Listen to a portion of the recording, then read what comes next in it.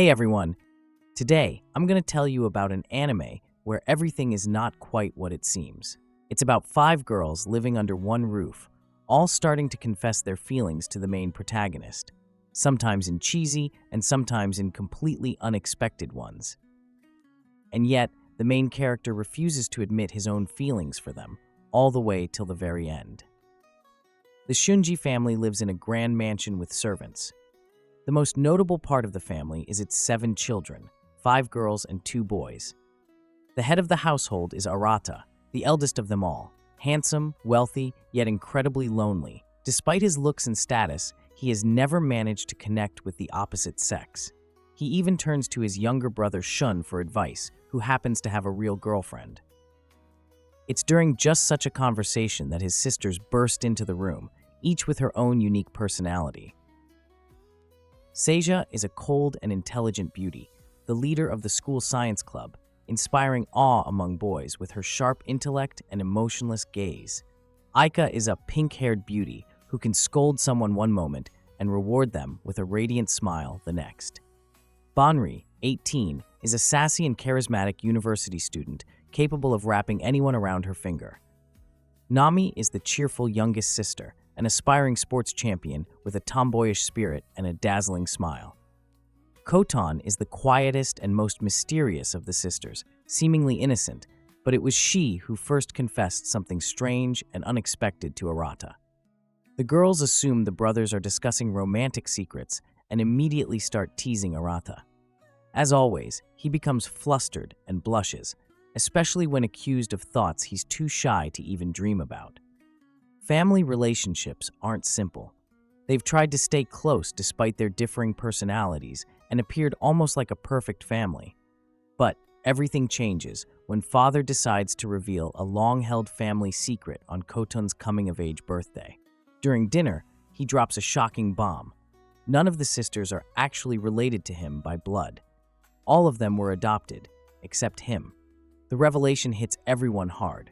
Oka feels betrayed, Seiya tries to find logic in what's happening.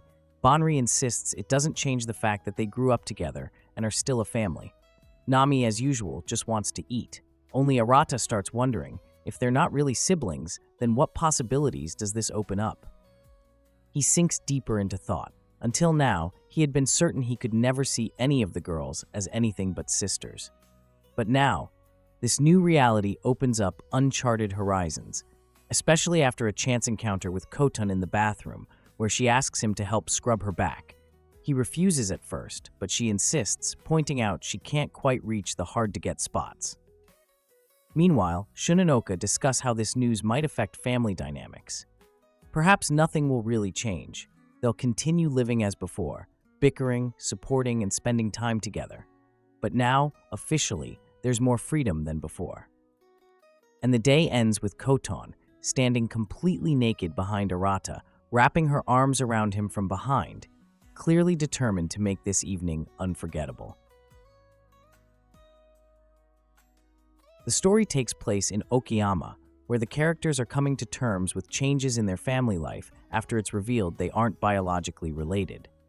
Aika is upset, fearing she'll now be seen differently, especially by Arata, whom she's noticed giving her strange looks.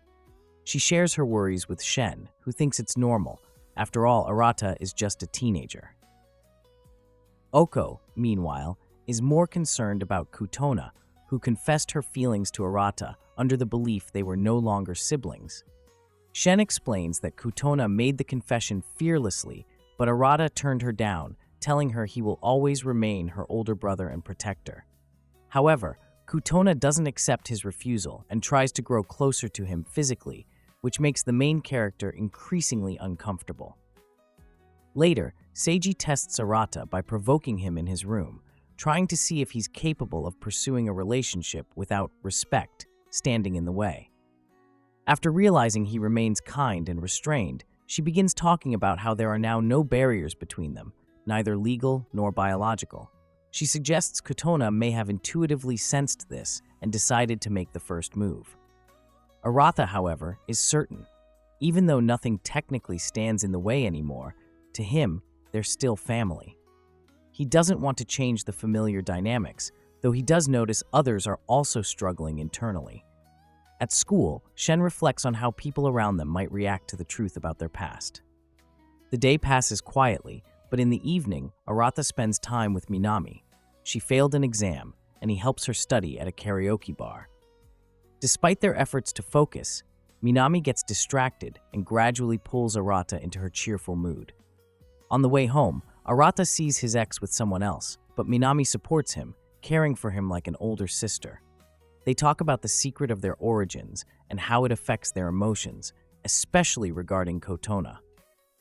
Minami reconciles with Oko, bringing sweets and finding her lost AirPods. Everything seems calm on the surface, but hidden emotions and quiet observations hint at future complications. At dawn, the protagonist, Arata, steps out of his room and notices Kotona, his younger sister, who clearly shows interest in him. The tension between them grows, and although they try to act like they used to, everything has changed. Sage, his older sister and Bookworm, also displays conflicting feelings. She pretends to be cold toward him, but can't stop thinking about touching him again. At school, Arata watches Lala, the girl he's in love with, but Oka, his twin and close friend, scolds him for still not confessing his feelings to her. She is surprised to learn that Lala is already dating someone else. Later, her friends gossip behind the scenes, saying that Arata is attractive yet intimidating. Uka, one of them, starts acting toxically, trying to discourage others from even considering dating him, hinting that he belongs only to her. On Kutona's birthday, everyone heads to the amusement park Vidme. Instead of spending time together, the group splits into smaller parties. Arata and Bari, another of his older sisters, are left alone and decide to grab a bite to eat. They walk around together, and Bari begins to flirt, clinging onto his arm. Although resisting at first, Arata ends up enjoying the time spent with her. After several unanswered calls between brothers and sisters ignoring each other, the group reunites later in the day. During a quiet moment, Banri and Arata talk, and he asks how she took the news about them not being blood-related.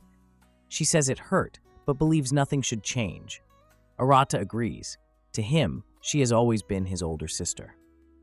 Later, when a little girl accidentally spills drinks, Arata protects Bari, showing both bravery and care. On their way back, the group jokes about Kutona's attempt to seduce Arata. Sei explains that it happened simply because Kutona wanted attention, not from serious intentions. This confuses the girls, especially Oka, but Banri thinks it was just a phase she was going through. At night, during a walk in the park, Arata sees a girl who looks like Lala and panics. Oka finds him and decides to talk in a secluded spot. There, she confesses her love, not as a twin, but as someone she truly cares for romantically. It catches Arata off guard, but he realizes that many things have changed, and their relationship will never be the same again. After Oka's confession, the story briefly moves into the past, to a conversation between Arata and his brother Shen. Shen reveals that he already told Oka about Kotona's and Saige's flirtations with the protagonist. Instead of reacting with anger, she responded calmly and even supported them, despite believing such behavior was inappropriate. Back in the present, Arata remains shaken by her words. However, it soon becomes clear that Oka meant something entirely different. She loves him as a brother and is simply relieved that he didn't turn into a perverted maniac after learning they were not blood-related siblings. This reassures Arata, although he feels a little upset about her lack of honesty. After a small argument, Oka leaves, and Arata brings Saige a small gift as an apology.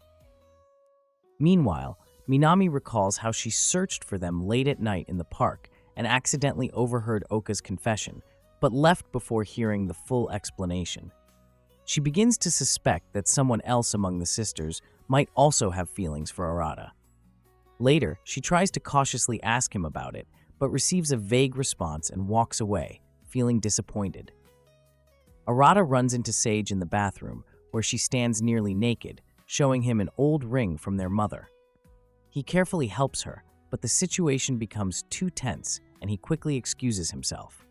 Later, Bari visits him, and they reminisce about childhood memories. She starts flirting, but Arata gently scolds her. They decide to go together to buy a new phone. At the store, The salesman offers a couple's discount, which Bari is eager to accept, but Arata politely declines. While grabbing ice cream afterward, they talk about the past, and Bari admits that even if they are not biologically related, the bond they share still means a lot. She asks if anything has been bothering him lately, and he replies that he was just born with a worried face. On the way back, it turns out this outing was actually part of a plan between Bari and Minami to find out the truth about Oka's confession. Upon learning what happened, Minami once again begins questioning her own feelings. Later, while taking a shower, she tries to text Bari, insisting that Oka could never do such a thing, but accidentally sends the message to the family group chat. Luckily, no one sees it before she deletes it, but now it seems like a brand new series of events is about to begin, full of intrigue, tension, and emotion. Arata notices that Saiga has become pensive and decides to talk to her. She confesses that she wants to test her feelings for him by playing a game of Twister. Arata is skeptical since they are siblings, but Saiga convinces him to play by reminding him how she helps him with his studies. During the game, Saiga tries to get closer to Arata to see if he stirs any romantic emotions in her. However, physical contact remains minimal, so she takes initiative, changes positions, and provocatively shows him her backside. Despite this, Saiga realizes she doesn't feel anything special. Her experiment has failed. She thanks Arata for his help and leaves, leaving him slightly embarrassed. Later, Oka comes to him and suggests playing a fighting game. Recalling their childhood duels, Arata notes that Oka has truly improved. He lets her win a few rounds, but when she starts mocking him, he decides to stop holding back and reveals his true skill. Oka gets angry but quickly takes revenge by using a submission hold. She clearly enjoys the situation, and things nearly go too far when suddenly Arata stops.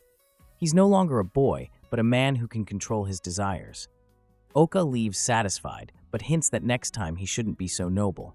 The next day, their father calls Arata into his office. He gives him a gift and asks if he has a girlfriend.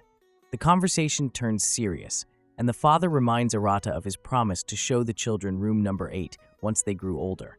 Arata promises to take care of the family, and the father is pleased that he chose him as his successor. At home, the girls watch a drama and discuss the male lead's romantic proposal. Each shares her opinion. Oka dreams of an expensive gesture. Saiga prefers something practical. Minami speaks about the importance of the moment itself, and Konato, the youngest, unexpectedly admits that she's also in love with Arata. She's happy that they're no longer legally related and that she can now have romantic feelings for him without worrying about genetics. At the same time, she sees all her sisters as potential rivals. Her honesty puts everyone in an awkward position, but the conversation ends without resolution. The finale shows the future. An adult Arata is playing with a child, but the mother's identity remains a mystery. The final twist shocks viewers. It's possible that the child's mother is none other than his transgender brother. In the morning, Arata goes out for a jog.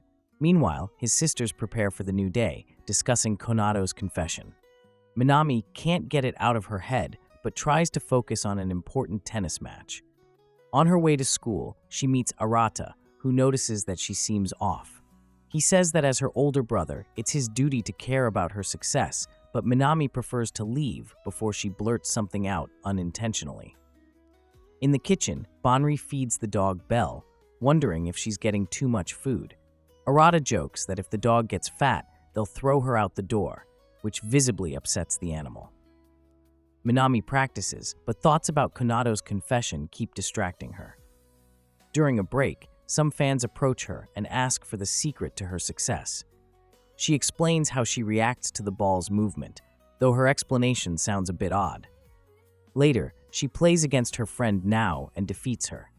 Nao admits she expected to meet a proud genius, but instead realized Minami truly works hard for the sake of the team. Later, it turns out that Nao wasn't accepted into university and will now have to find a job. Minami wants to give her a victory in the final tournament, as Nao helped her fall in love with tennis again. Arata learns from the housemaid that Minami hurt her leg. He finds her in the gym and offers to become her coach until the tournament.